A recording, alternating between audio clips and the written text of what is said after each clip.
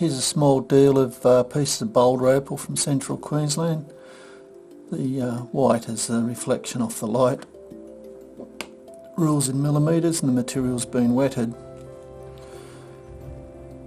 First piece is this nice little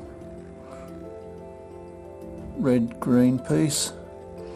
It's got a hollow over here, but nice triangular stone there.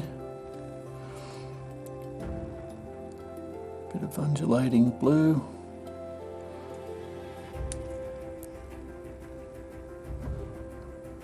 Nice little stone. You could hide that with bringing a setting in and putting a small diamond or sapphire or something in there. Cubic zirconia. Last but not least, bit of fire down through the middle there.